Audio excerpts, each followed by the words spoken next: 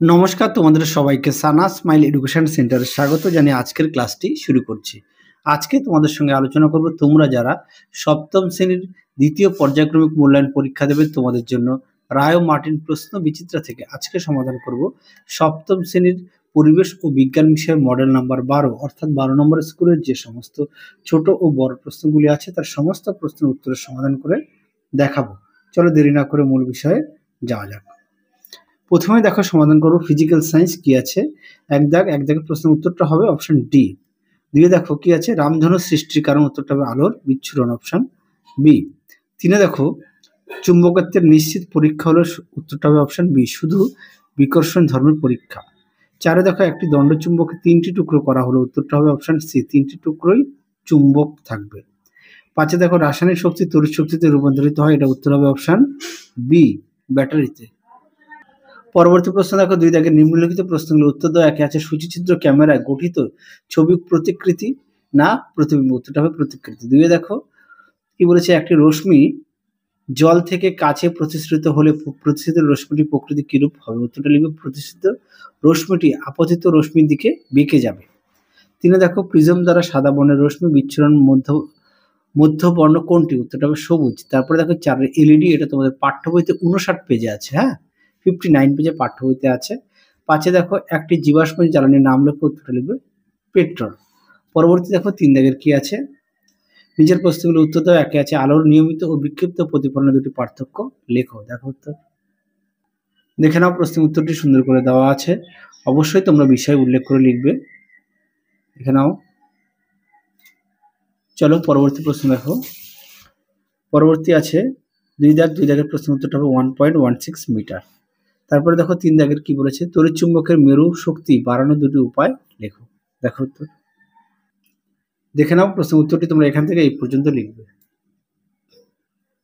এখান থেকে এই পর্যন্ত লিখবে।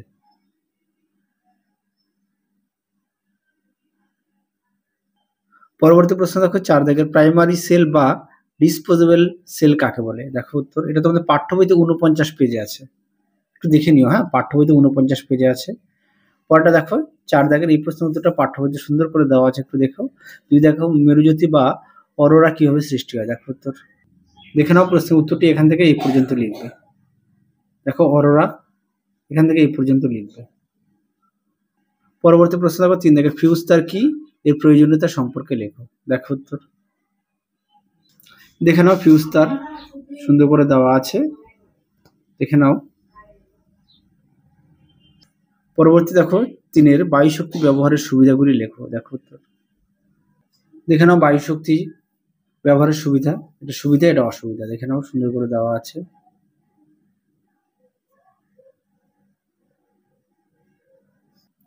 পরবর্তী দেখো লাইফ সায়েন্সে কি আছে, এক দাগ, মূলের ডগায় উপস্থিত টুপির মতো অংশকে বলে মূলত্র, অপশন বি।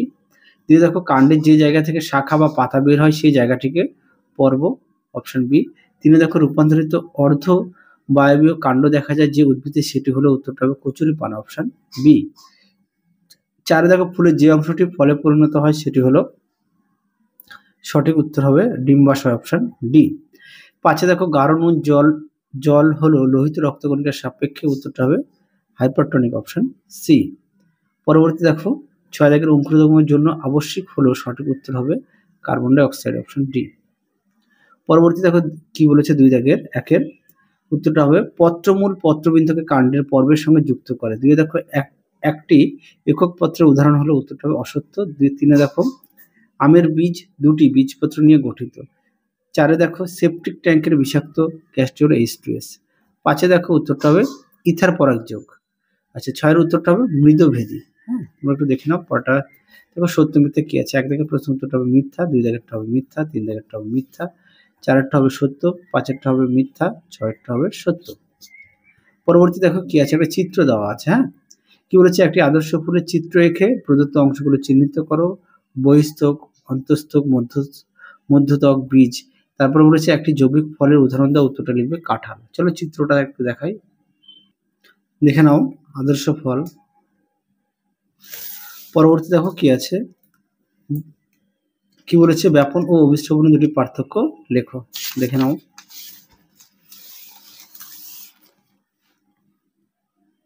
অবশ্যই বিষয়গুলো উল্লেখ করবে। দেখে নাও। ব্যাপন ও বিস্তারণের পার্থক্য। পরবর্তী দেখো কি বলেছে, পরাগ মিলন কাকে বলে? দেখো প্রশ্ন উত্তর। তোমাদের আগের ভিডিওতে সাজেশন দেওয়া আছে, তোমরা যারা এখনো দেখোনি আমাদের প্লে লিস্টে গেলে পেয়ে যাবে। দেখে নাও পরাগ মিলন। এখান থেকে এই পর্যন্ত উত্তরটা লিখবে। পরবর্তী দেখো কি বলেছে, স্থানিক ও অস্থানিক মূলে দুটি পার্থক্য লেখো। দেখো প্রশ্ন উত্তর। দেখে নাও।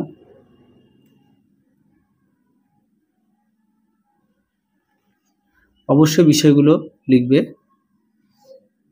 পরবর্তী প্রশ্ন দেখো কি আছে,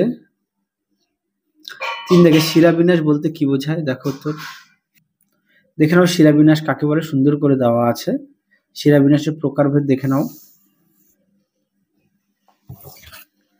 পরবর্তী দেখো কি আছে, জালিকাকা শিলাবিন্যাস দেখা যায় এমন একটি উদ্ভিদের নাম লেখো। উত্তরটা লিখবে জবা পাতা।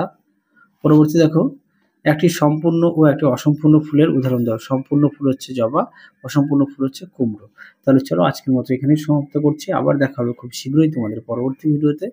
তোমরা সবাই সুস্থ থেকো, ভালো থেকো। আজকের মতো টাটা।